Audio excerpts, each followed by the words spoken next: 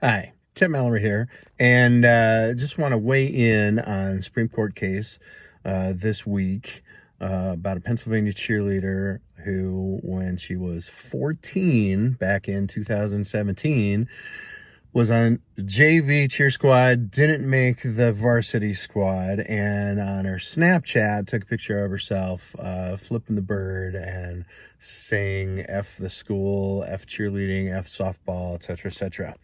I guess here's why I think that I might have a unique perspective on this. I was a student journalist in the 80s, back when the last major Supreme Court case with student press rights, the Hazelwood School District case, was out. And I've also been not just a yearbook advisor, but, for up until this past year, for about 26 years, I was a middle school and high school cheerleading coach. So here's my take. There are a number of things that are under consideration with this case. So one is, does what this young lady did pose a serious disruption to learning and instruction and community at her high school? The issue there is, and I'm from Iowa, back in, say, 1969, kind of landmark Supreme Court case was Tinker versus Des Moines, where kids were protesting Vietnam War by silently wearing black armbands, which was a thing they used to do in the 19th century when you were mourning somebody or at a funeral. And that was their silent protest that their friends were being drafted and going off to war.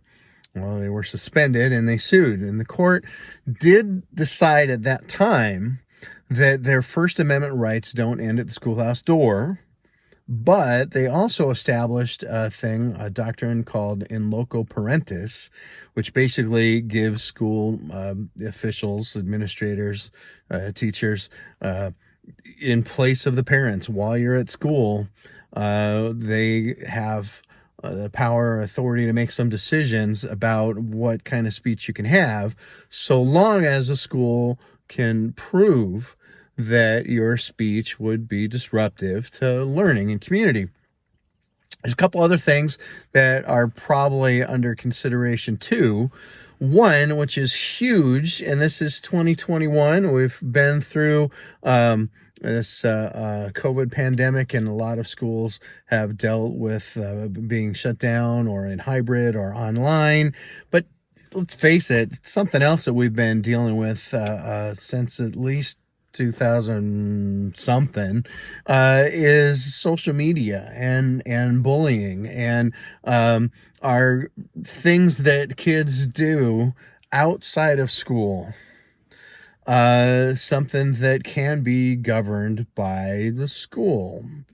So when it was first created, Snapchat, the whole point of it was it wasn't saved. It doesn't stay online like a post on Facebook or a blog or even a text message on your phone. It's supposed to disappear after 24 hours.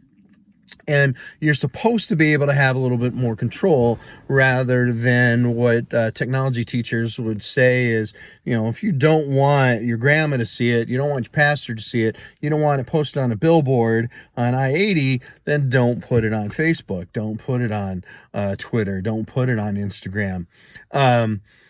So this girl assumed that she had a certain amount of privacy, that just her 200 some friends were going to see it, and then it would go away.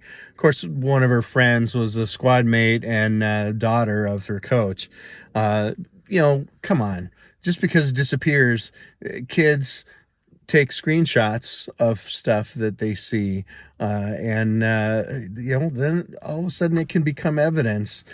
Well, let's lay that aside for a second. Another issue is probably not necessarily going to be thought of by the Supreme Court, but frankly, is social media just like speaking? Is it just like vocal? Or is it more along the lines of publishing? Is this like printing? Even though it's supposedly got a clock and it disappears. So that's another thing that possibly want to be considering. But ultimately, and it sounds like Chief Justice Roberts, I'm not saying he's already made up his mind, but has some pretty conservative points of view on this. Ultimately, another thing is, do 14-year-olds have First Amendment rights under the U.S. Constitution? And finally, I guess I want to get this one out. I also taught civics for about 11, 12 years. I taught U.S. history for 7 years, although it seems like that's forever ago. Where do our rights end and other people's rights or privileges or protections begin? Are there limits to the First Amendment? And there had always been the old saying, you have freedom of speech, but one, you can't shout fire in a crowded theater. And another is, you can't lie. You can't deliberately try and hurt somebody's reputation. Slander and libel, those aren't necessarily protected by the First Amendment. And also, this gets really itchy as far as politics, and I don't mean to, but,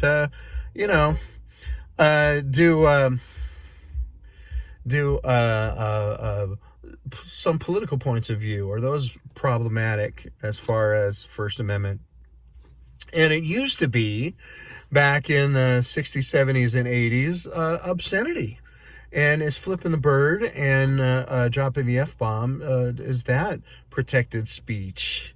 Because it is definitely not your everyday language.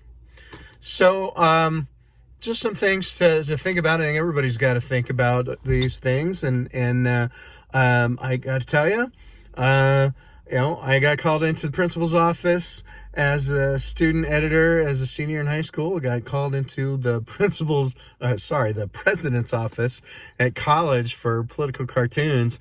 But one story I had as a cheer coach is we were at a basketball game, and one of our fans was being a little bit negative. I always told cheerleaders that your job is to try and help them redirect. And when fans get negative, you got to try and be positive. And at any rate, one of our opponent's cheerleaders got tired of this kid, and so she flipped a bird in front of God and everybody. And this is in a high school gymnasium with a few hundred people at a basketball game on a Friday night. Well, I let her coach, her athletic director, her principal, and my principal all know about it. And if memory serves me correctly, she was suspended for the rest of the season, although not indefinitely. I think she got back on to cheer the next year. Well, I was pretty unpopular in our conference as a coach for that, although my own cheer squad was happy with me. You know what? In this day and age, I think that we need to teach our kids about civility. Is it okay to fly a flag that has the F-bomb on it just because you're so angry and hate a political candidate? Is it okay to use that kind of language in a family restaurant or store, especially if there's small children around? You may not think so. You may think that you have the right to say anything that you want. But I guess as a parent, as a former student journalist, and as a teacher and a former cheerleading coach, I think that maybe if our parents aren't going to do it, our teachers and coaches and schools and communities seem to be asked to help kids understand that, use that language with your employer and you're probably going to get fired. You use that language in public, and somebody could consider that assault, not battery, but assault. So, you're looking for fines or arrests or at least a civil suit. Somebody could sue you, or including sexual harassment. So, I guess my take is, yeah. Once you're 14, you're not entitled to be on varsity just because you've been on JV for a year. Doesn't work that way for football and basketball. Probably shouldn't work that way for cheer. And yeah, you might be at home and not at school, not at a school event or function. But if you're talking about your school and your coach and your teammates, shout into a pillow, complain to your friends verbally, write it in a diary, a journal, but don't put it out there on social media. That's my take. See you later.